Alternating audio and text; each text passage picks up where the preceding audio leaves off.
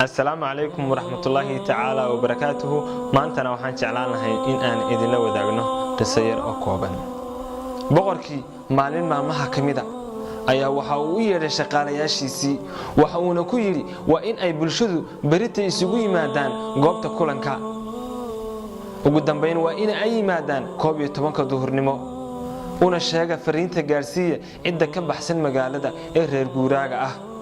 qof kastaana horay ha u soo qaato shay uu wax ku ridan karo.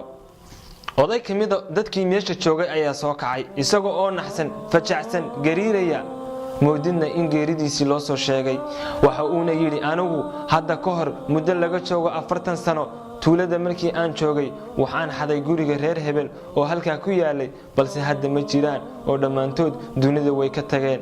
ma garanay xukunkaygu waxa uu noqon doono. maantana waxaan filayaa in xukunkii igu cadaan doono oo aniga wax la yeelayn doono balse diyaar ayaan u ahay. dad badan waa ay cabsadeen naxdin ayay goobtii la fadhiyaan wayna hadli kari waayeen. ciidankii dhinac kasta waa uu ka istaagay. madhow ayaa meel fog waxa ka soo muuqday boqorkii oo wata faraskiisii. markii uu meesha goobtii soo istaagay ayaa dadkii waxa uu ku yiri istaaga qof walba waxaad gacanta ku wadatay gacanta si xoogan ugu qabto. dadkii oo dhan waa istaageen. shib ayaa la yiri xamxam ayaa baxaysa dhinacyada ayaa la eegaya. dadkii waa ay fikirayaan. boqorkii waxa uu ku yiri niyadiina khayr u sheega ma jiraan dhibaato wax la idin yeelayaana ma jirto qalbigiina khayr u sheega. maanta waxaan idin hayaa hadiyad qof kastaana waxaan u qabanayaa 3 daqiiqo in uu kaga soo dhamaado goobta aan geyn doono.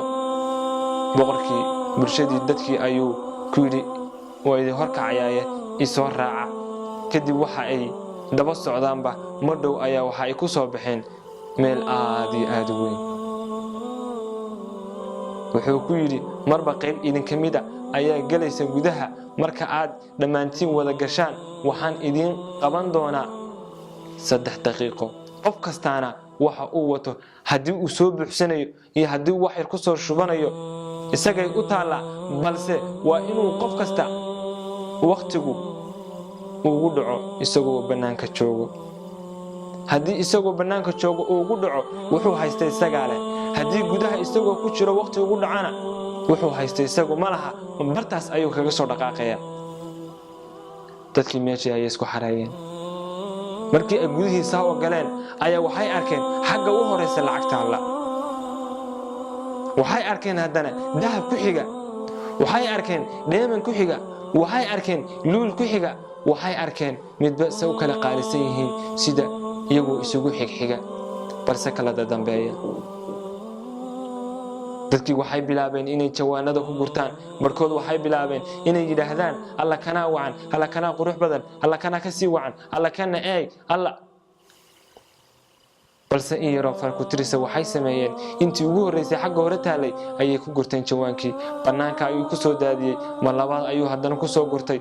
banaanka ayuu soo dhigtay. ma saddexaad ayuu ku soo qaatay. isagoo gudihii maraya ayaa waqtigii dhacay. dadkiina waxa la yiri kala baxa faraha waxaad haysataanna diga goobtana iskaga soo baxa waqtigu idinka dhamaaday. walwal iyo naxdin iyo fajac ayay kaga soo baxeen.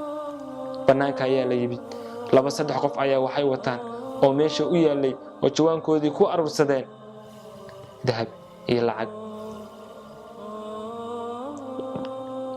dadkii way naxeen. dahab iyo lacag.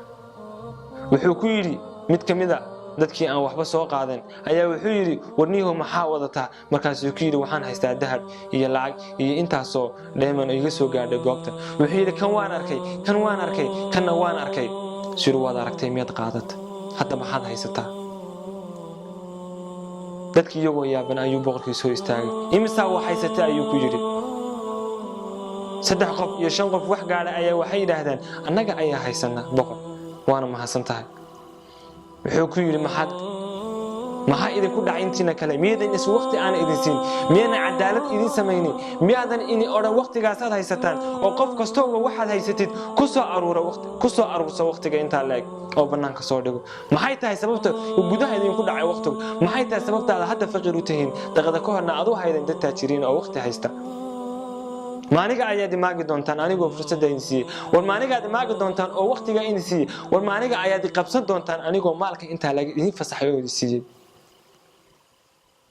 way foorsadeen qof kasta uu qoomameeyay wuxuu yiri hadaba sidaas lamida aad maanta u leedihiin kan waan arkay oo ma aanan qaadan kana waan arkay oo meesha uu yaala kana waan arkay oo fursad u maanan helin waqtiga iga dhacay wallahi sidaas lamida ayaad aakhira marka qofka aad aragtaan jannada galaya aad ku tiraahdaan maxaad ku gashay oo oran doontaan alla salaada waan maqlayay alla soonta waan arkayay adimaada masaajidka waan maqlayay sadaqada lacag waan u haystay khayrka waan awoodayay beenta waan iska ilaalin karayay xaraanta waan ka fogaan karayay balse ma dhicin waqtigu sida hadda uu idinka dhacay sidaas lamida ayuu adduunyada ka dhacay oo hadii aydan ka faa'iideysan waqtiga yar ee kooban ee leedin siiyay sida aad hadda u leedihiin alla dheemankan waan arkay baad u oran doontaan alla salaadan waan arkay markii la tukanay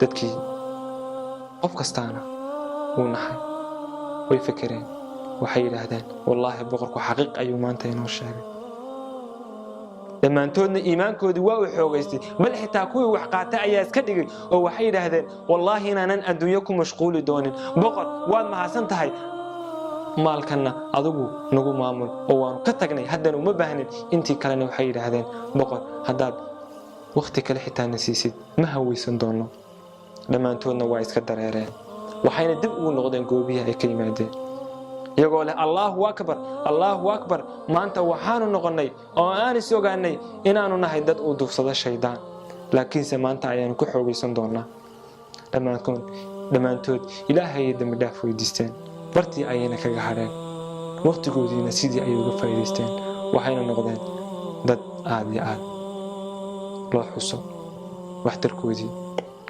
cibaadadoodii wacnayd iyo khayrkoodii maxaa ka wanaagsan maantana inagu waqtiga haysano qisadan wax ku oolkalaan ahna ay ina soo gaadhay miisan ahayn inaynu noqon sida dadkaas miisan ahayn inaynu ilaashano waqtigeena isla markaana uga faa'iideysano cibaadada iyo ka dhawaanshaha Allah subhanahu wa ta'ala walaalayaal markasta waxaa wanaagsan inaynu isxasuusino maalinta aakhira ee dambaysa iyo adduunyadu waxa ay tahay waan jeclaan lahayn haddii ay suuragal tahay inaad fiidiyogan la wadaagtid asxaabta muslimiinta ah وأنيقو عادف ويدله الله سبحانه وتعالى هاي نجيله تذكر ما أنت آخره كل ما جنة الفردوس. السلام عليكم ورحمة الله تعالى وبركاته.